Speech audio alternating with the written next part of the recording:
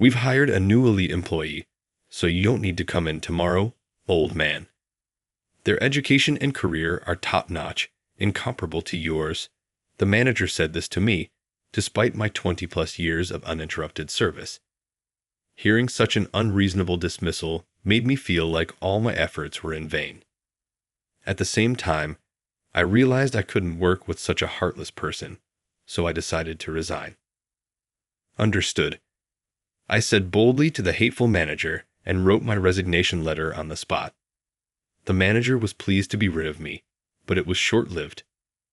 The next day, while welcoming the company president visiting the headquarters, the manager learned an unexpected fact. By the way, where is my son? Upon hearing those words, the manager realized the gravity of his actions.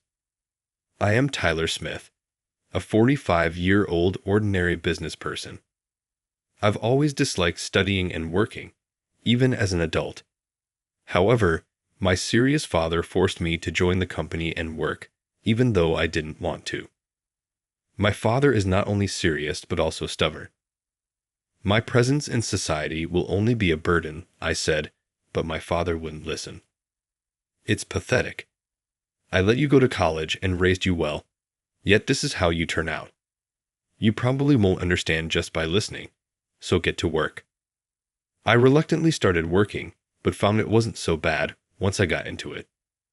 I started working at a cleaning company. We cleaned everything from air conditioners and floors to mats and the interiors of cars.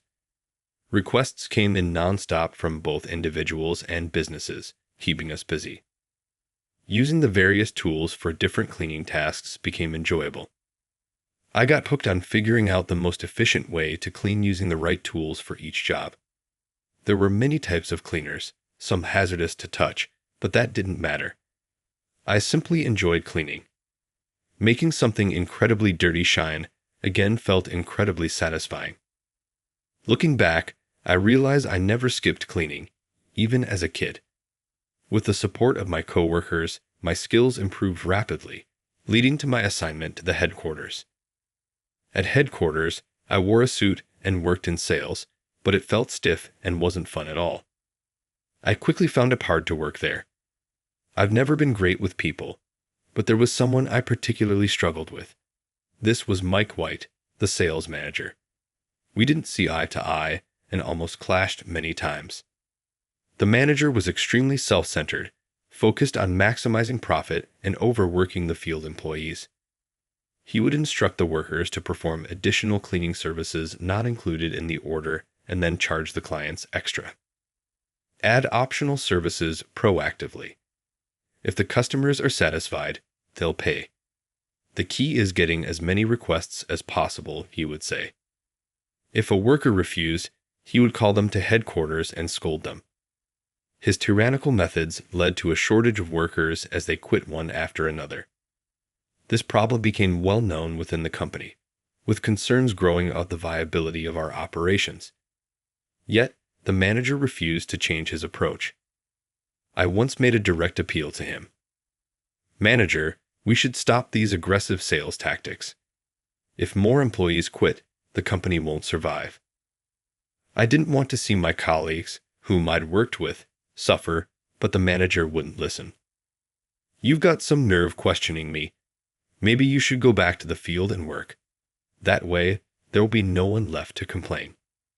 The manager believed his approach was supreme, and anyone who disagreed or couldn't comply was deemed unnecessary and targeted. It felt like someone as clueless as a monkey was running the place. You've got guts. I like that. From now on, I'll personally assign you your tasks, he said, but from that moment, the manager started treating me like a troublemaker. Move the cleaning tools from this branch. We have a big job tomorrow, he ordered, assigning me menial tasks unrelated to my actual work. I had a meeting with a client, so moving tools wasn't feasible. When I mentioned the inconvenience to the client, the manager criticized me harshly. Can't even move stuff. Useless old man. How did you even get to headquarters with such low skills? Why don't you go back to the field? He belittled me in front of everyone. The manager singled out one person to make an example of, ensuring no one else would dare oppose him. Others kept silent, fearing they'd be targeted like me. No one will stand by you, meaning you're a worthless person. Be aware of that and work hard every day. Everyone, don't become like this guy, he said. I was fed up with a manager who overworked people and only protected his own interests. Working with such a selfish person made me feel like I was losing my sanity. After years of working here, I started considering quitting.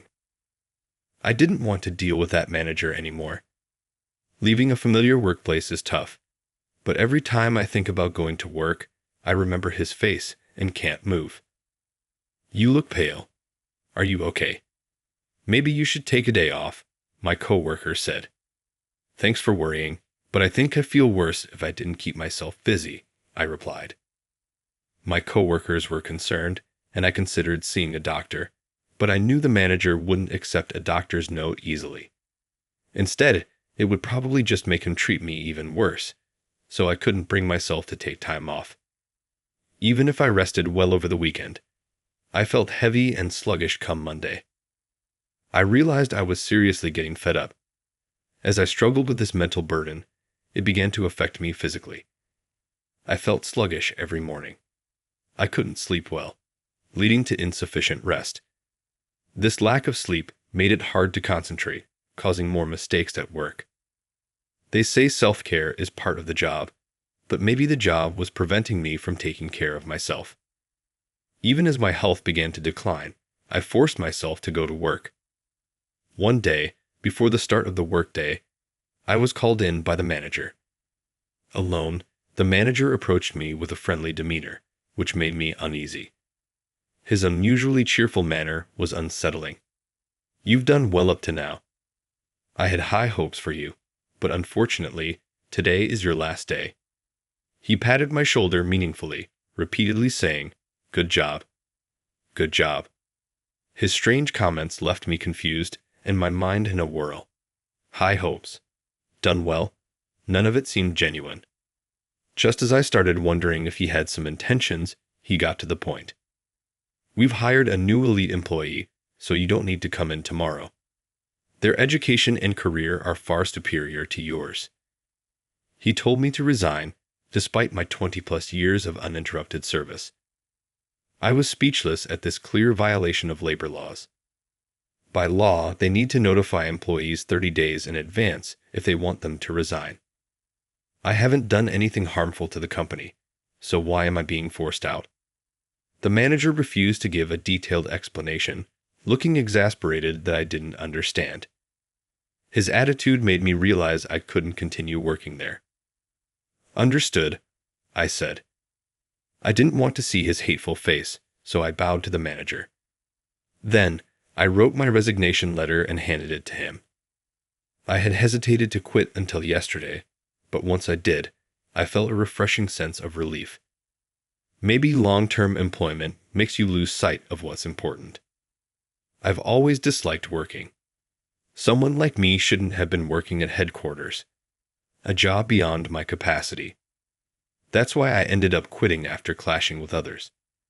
I thought I would finally sleep well and enjoy my day, but then it happened. The next day, I suddenly received a call from my father. Could it be that he found out I quit? No, that couldn't be. My father wouldn't show up at the workplace now, but my bad feeling was right. Where are you, and what are you doing?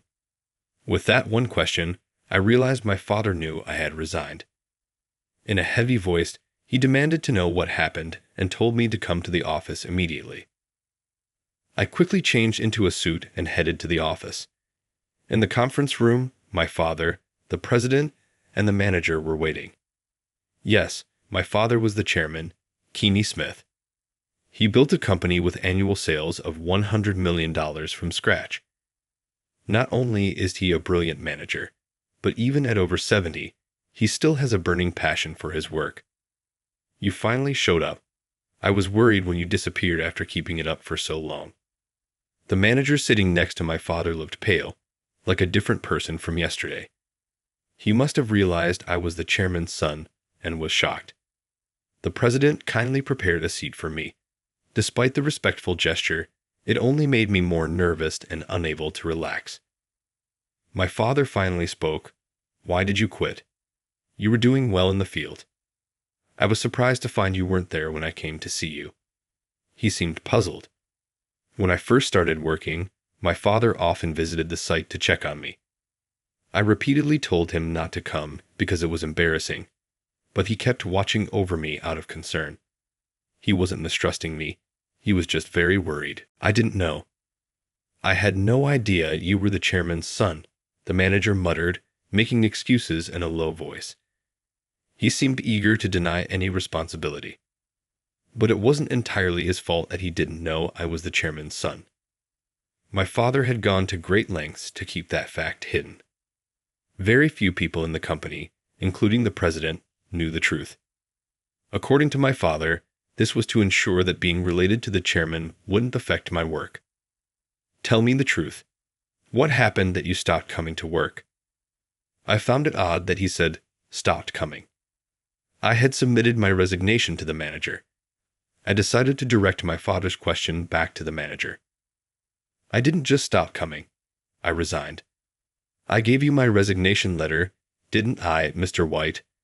I definitely submitted it to you. Caught off guard, the manager became visibly nervous.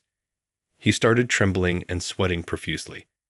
Seeing his obvious distress, I began to suspect that he hadn't told my father the truth. If he had forced the chairman's son to quit for an elite new hire, it would be bad for him. As I formed this theory, the manager started to stammer out a response. I didn't want you to quit, so I still have your resignation letter with me. That sounded problematic in itself, and trying to lie at this point, saying he didn't want me to quit, took some nerve. I realized that if I didn't expose the manager's true nature now, the company could be at risk. Didn't you tell me you hired an elite new employee and didn't need an old guy like me anymore? You said it in front of everyone before the start of the workday. As I revealed the truth, a cold silence fell over the room. The manager started trembling even more, overwhelmed by the tension. Is that true? I've never heard of any elite new hire. Besides, we've barely had any applicants recently. In recent years, there have been very few applicants, especially young ones, despite our recruitment efforts. Yet, the manager clearly said he hired an elite newcomer.